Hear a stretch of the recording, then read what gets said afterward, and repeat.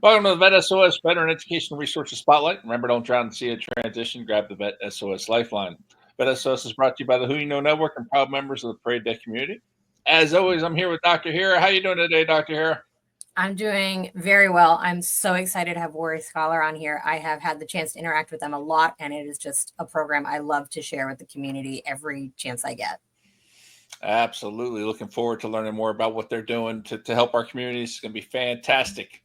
We're sitting down with Ryan Pavel, who serves as the Warrior Scholar Project's Chief Executive Officer, channeling a deeply held conviction that enlisted veterans have unlimited potential to leverage military service into enormous impact in higher education and beyond.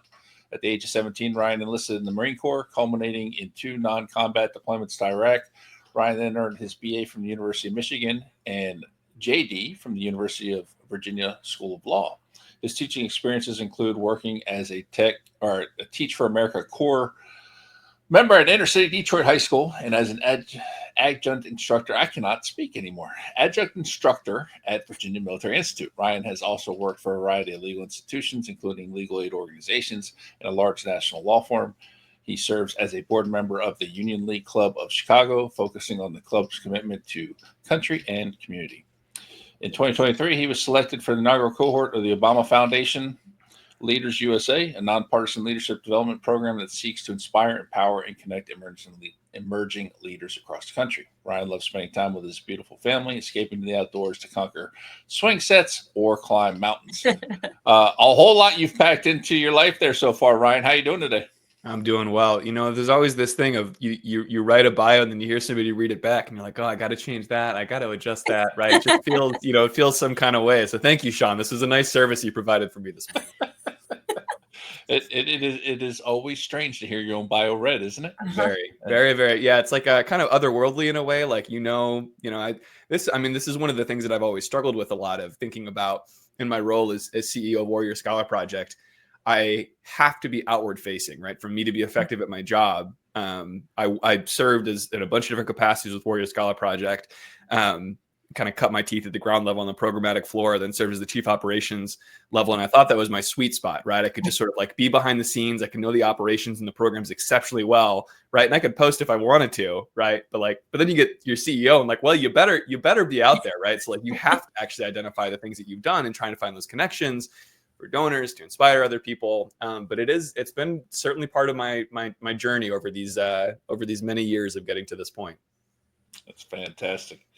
Start a podcast. I still thrown off by the sound of my own voice, and I've done 200 episodes. It's like, that's what I sound like? Oh God, I know. All right, so let's start real quick with your transition. How did the transition out of the military go?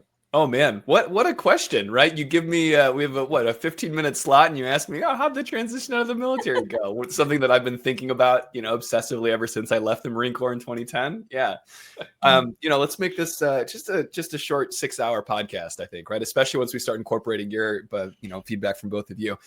All right, what's the 30-second version? It went fine. It went better than others and not as good as others, right? So the thing that one of the core takeaways that I had was I came out of the Marine Corps hot, right? Like I wanted nothing to do with the military. After my second deployment, I'm very open on the record talking about the fact that I had this deep cognitive dissonance and this fierce pride of service, but also this clear belief that like the things that we were doing abroad were not actually beneficial, right? That we weren't actually, that our efforts weren't leading towards something beneficial.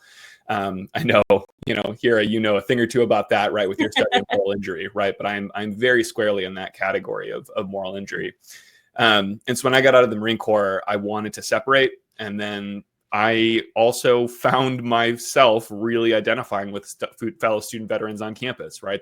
Turns out that I have this deep communal bond, this automatic service-driven bond with my fellow veterans. And so they helped me a lot. I went to campus. I arrived at campus really shortly after leaving the Marine Corps, had a little bit of terminal leave and then showed up on campus and started taking classes. And without that mentorship and my fellow student veterans, it would have been a much rougher transition. Found your tribe at school, huh? Absolutely, right? I mean, look, no matter what you think about the military, those people that I served with, that was my unit, right? That's my community. I had that deep connection to them. The things that we don't talk about enough with the transition is essentially you go from being an individual, then the purpose of boot camp is, in many senses, to wipe away your individual identity and for you to act as a unit. Why do you spend so much time drilling? Well, it's because the important thing is that you do the exact same motions as the people to your left and your right and in front of and behind you. And I think that ethos is certainly carried throughout the military. You work as a unit, right? You accomplish missions to the people with your left and your right, right? It's always something that's part of a group. Very few things can be accomplished individually. And then you leave, and no matter what you thought about the military, suddenly you're an individual again, right? And I'm one of 28,000 undergrads in the University of Michigan campus as a transfer student. Like, who are my people, right? Like, what happened, right? Like, I had this unit, right? So it really, I did find my people. And when I found out about Warrior Scholar Project in 2013, right, we were in academic boot camps for enlisted veterans, particularly focused on the undergraduate level.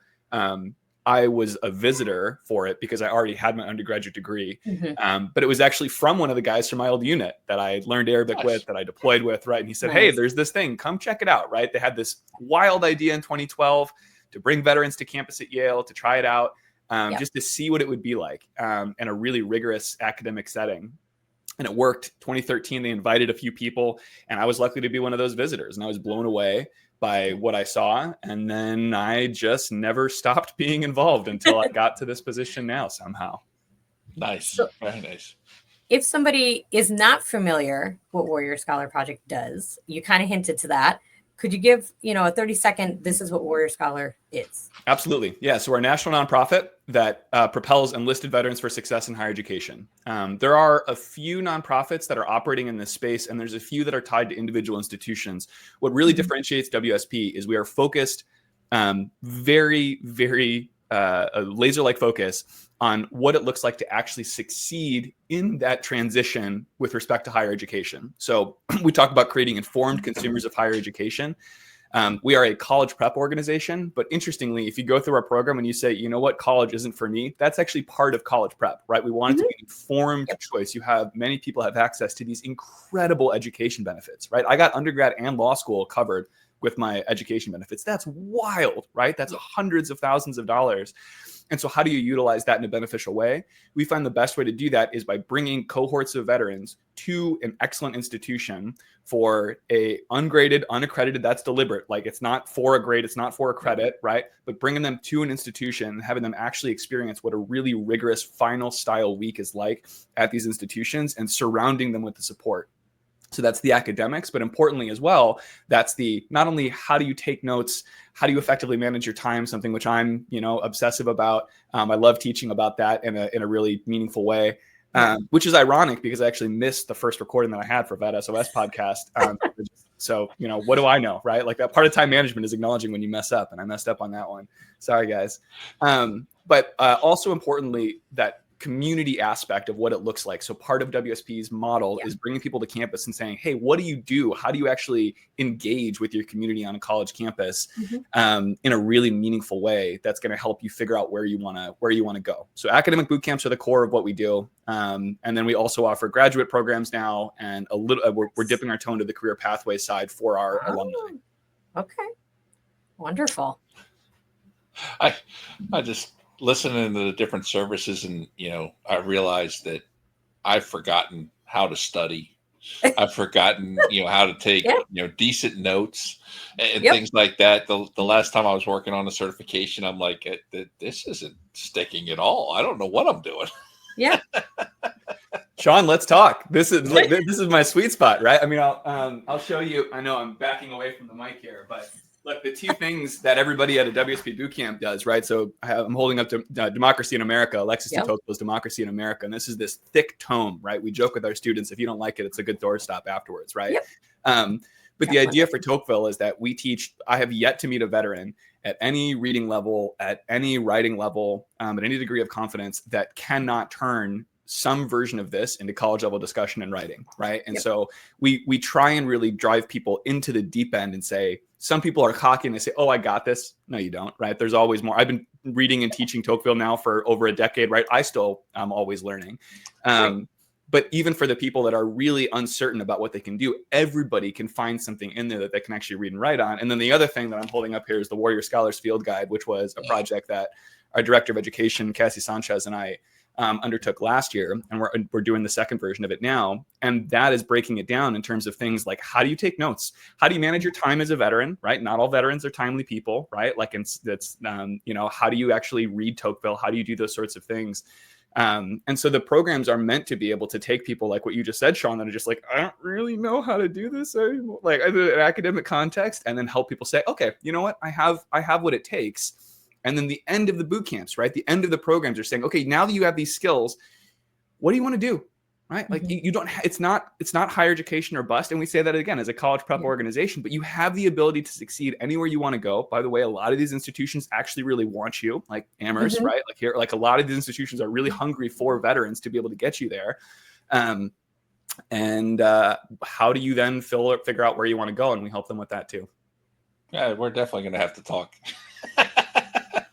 I mean, I think people don't realize, school is involved. There's a lot of steps to doing it. You don't just show up and it's all free willy-nilly. You know, there's a lot of self-discipline that needs to happen. I've worked with a lot of student veterans over my time who say, I was kind of used to somebody just telling me where to be, what to do, and how to do it. And now I'm like, oh gosh, you know, and studying is a really weird thing to do. I'll just say it. I've been a student a long time, and learning at every degree level what studying means is different. And so I think that, you know, again, that transition piece of into higher ed where WSP is so meaningful is, you're learning ahead of being in the actual classroom. Hey, this is what it feels like to be in the classroom, to manage your time. And I love that it connects veterans from all over, because a lot of vets will go to schools that are a little smaller, maybe not has a big a community. And it sounds like after the program, you still get to be a part of the network. So you're never really alone, no matter what campus or place you end up.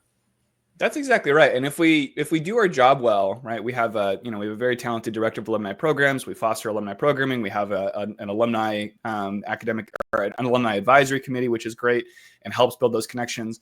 But if we do our jobs well, the people that go through WSP are not only reliant on WSP to continue to make those connections, right? That it's also in a sense like sort of teaching somebody how to fish, in the sense of like, okay, when you are on your campus, right? Or when you are ideating on what college you want to go to, how do you build connections? How do you build community, right? I am a huge believer. If you have community, right, that is one of the biggest through lines that I have seen personally that defines whether or not somebody is successful, or the level to which they're successful in the transition and beyond, right? And so I'm a huge believer in really fostering that.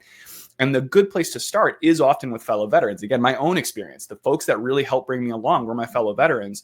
But importantly, if you stop at the veteran circle or like the military friendly circle, then you're not going to fully embrace community, right? And so how do you then bridge with the other parts of your identity, right? You are more than just a veteran. Veteranness is some degree of everybody's identity, right? Somewhere between 1 and 99% is the veteranness of somebody's identity, but you are many other things as well. So how do you use these parts to be able to bridge to other types of community?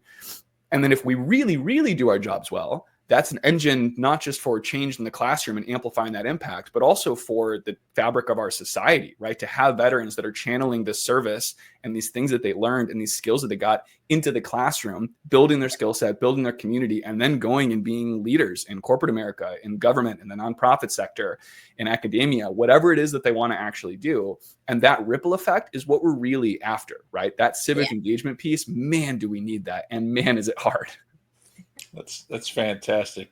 And we're just about out of time already. I mean, there's so much here.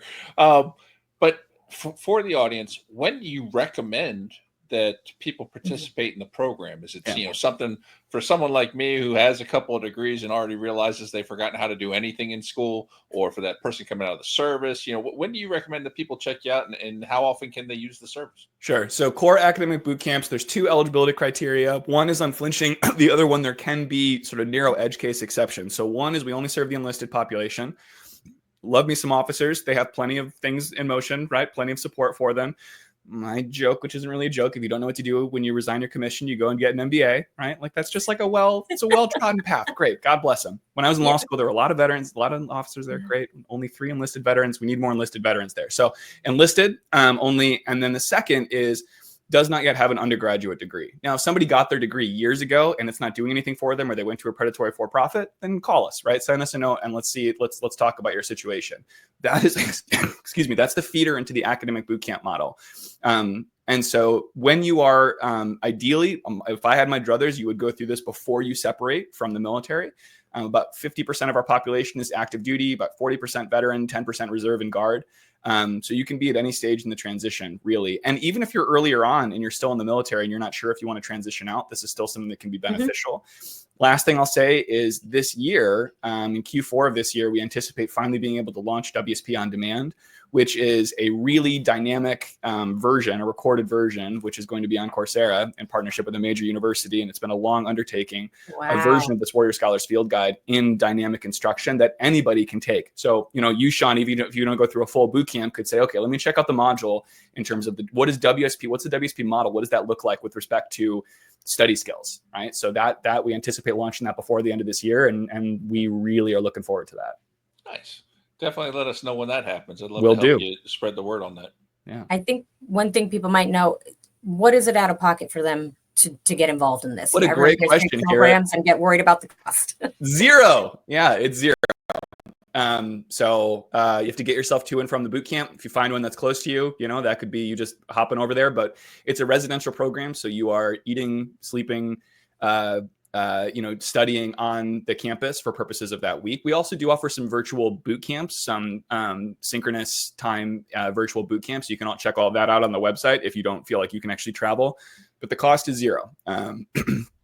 With my team, I have to raise about $4 million each year. And then the universities chip in about $600K worth of in-kind support to provide the housing, dining, classrooms. So those are our really strong university partners. But it will always be free for veterans. And you don't have to use your GI Bill benefits. It is legitimately just a free experience. It sounds too good to be true. It isn't. We have 14 years worth of data that I'm happy to share with people. warrior-scholar.org is where you can find it. My email is rpavel@warrior-scholar.org. You can send me a note. You can find me on LinkedIn. I'm pretty friendly, I think, So would love to talk to people about this more. Outstanding. I know there's so many ways we can have long conversations, but time flies when we're having fun. So thank you, Ryan, for joining us on VET S.O.S. On behalf of the VET S.O.S. family, we'd like to thank everyone for joining today. You can find the VET S.O.S. podcast on all your favorite podcast platforms, YouTube, social media. Make sure you subscribe and follow VET S.O.S. so you don't miss a thing. And please remember, don't drown in the sea of transition. Grab the VET S.O.S. Lifeline.